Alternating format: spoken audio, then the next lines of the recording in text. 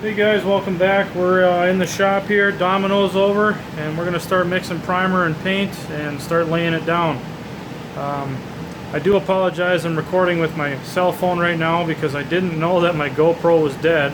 So that's charging, but we've got the paint booth, quote unquote, set up. We've got a fan over here. That's drawing air from the house.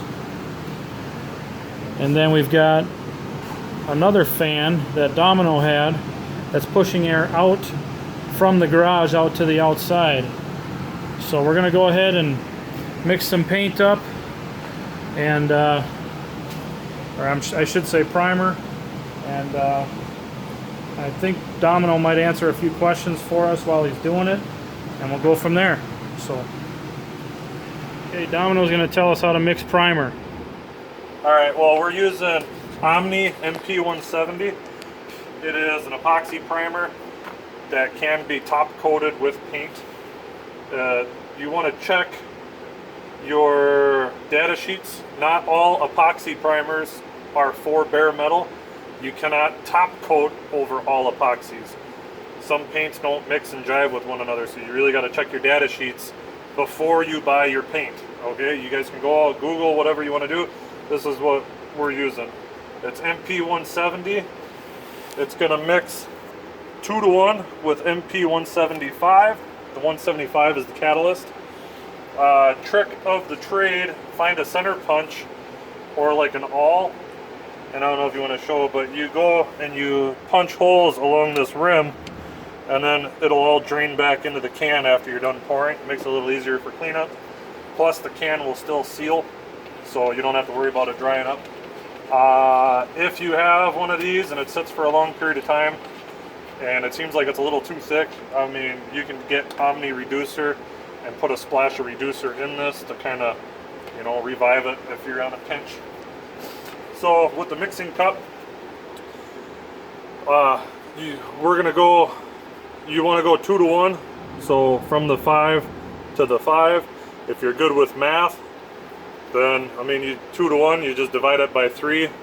So what I'll probably do, because we got a bunch of stuff to mix, I'll do 18 to 24. That'll be my 2-to-1. And yeah, on these cups, if you want to add reducer, then they have, you know, they have the 10%, the 25, and the 30. So if you wanted to add 10% reducer, you know, once you did your 2-to-1, then you would go to this line for your 10%. If you wanted to do to the 25% or the 30%, and that's how that works. If you had to do a mix that was 2-to-1 to 1, then you would go 2-to-1, and then you jump over to this one. Okay. And then even for the 2, then they got the 5 kicked up here off to the side.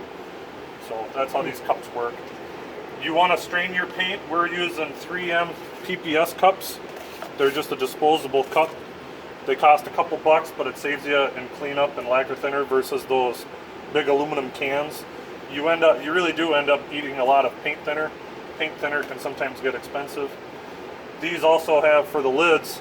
The cool thing with these liners is that once you start spraying, you can paint upside down. You can have it like this when it's in the gun. I'll show you guys when we start spraying, but because of the vacuum inside the paint gun, it'll actually collapse this liner, and so it allows you to paint upside down, where if you have a big aluminum can on top of your paint gun, you can't paint upside down. Almost like a juice pouch. Kind of, you know, and it's, yeah, it works really good. So we'll mix up our primer. And we did stir this up prior. Some paints, what is it, I think like Spies Hecker, they don't want you to shake some of their products. Some of their products they want you to stir, so that'd be another thing that you want to check the data sheet on. Right, should be 18, yeah, 2-to-1.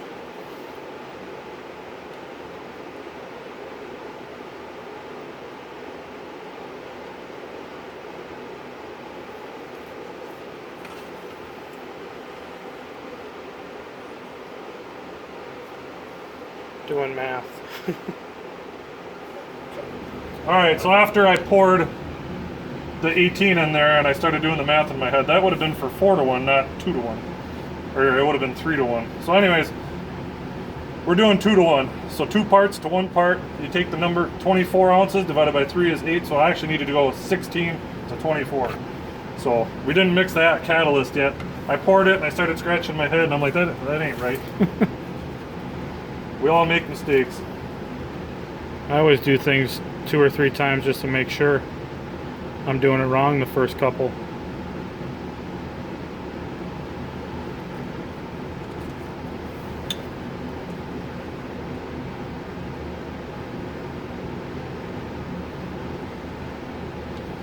That's the end of that can.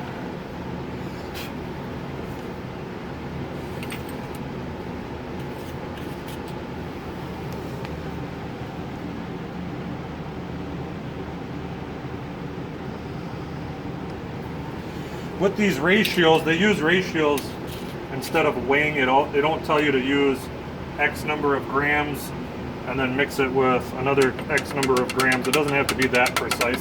If you guys go a little over the line or a little under the line, all it's going to do is affect the dry time a little bit. It'll either cure a little faster or a little slower, but it won't really make too big a difference. Now granted, if you went like over by a couple of ounces, then that makes a difference, you know. But it doesn't have to, it's not a, you don't have to have it exactly on the line. I've worked with some people where, you know, people that aren't professional painters and they insist on having it exact. I've never met a painter that goes exactly to the line and then hems and haws about it and will dump it because they went over or under. So, another thing, I took the stick from the can and used it to mix this.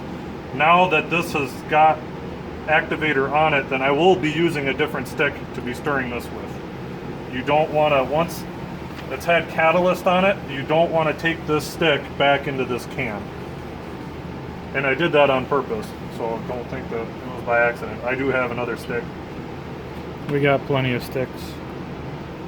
Another thing, if you guys use these PPS cups, these lids and liners, then make sure that the liner is in. I've done that before where you're working at a body shop. You gotta go, and you forgot to put the liner in, and all of a sudden you realize it because all of a sudden everything starts coming out from underneath the cup. That's no fun. I gotta grab. Well, essentially we're just gonna hook the cup up to the gun at this point, right? Yeah, so now you can see it has the collar that goes on it. Now the top of the paint gun is different too to accept these. It'll have this guy that will thread in place, and then I still got to clean out the gun quick, but it just pops on and then it's a twist lock, and that's that. Cool. When I did your tractor, I got home, I took a shower and stuff, and then it was like 3 hours later my knee hurt, and I looked and I had like a little sliver in my knee, and it was a little piece of wire wheel. I pulled it out of my knee. Some bitch was an inch long in my knee. My knee hurt for like a week after that. I was so pissed I was cussing your knee.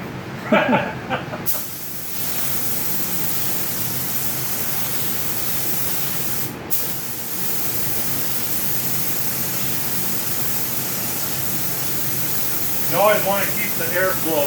You don't want to do, you'll get what they call tip drag. I like going in getting all these little nooks and crannies first.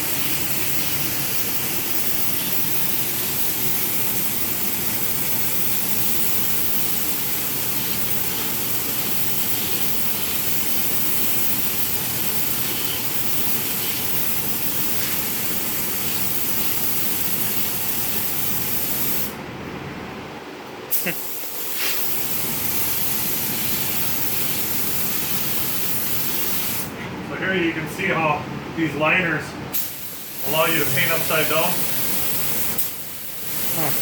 It'll kind of cut out and then it'll start spraying again once it gets the air pocket worked out.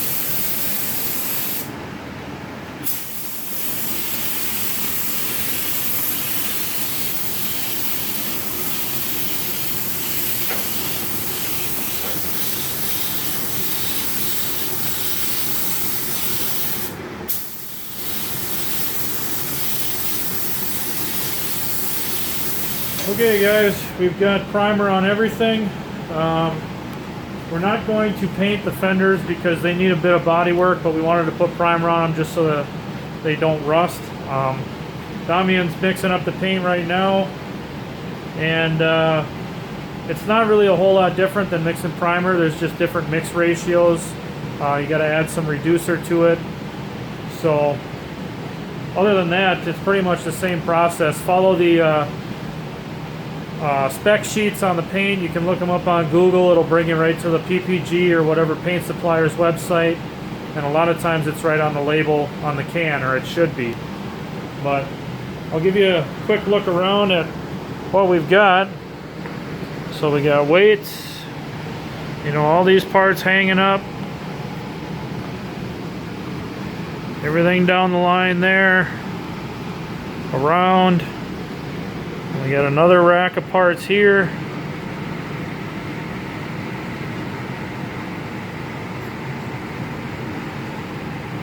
And another rack of parts over here.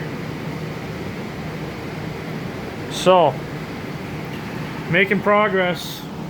We'll start taking some more video when Domino starts laying down the red. All right?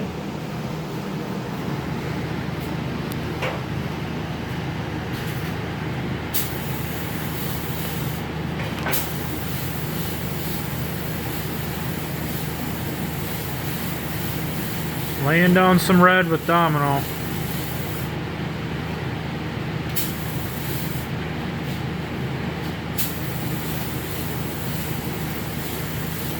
This is turning into an awfully expensive paint job.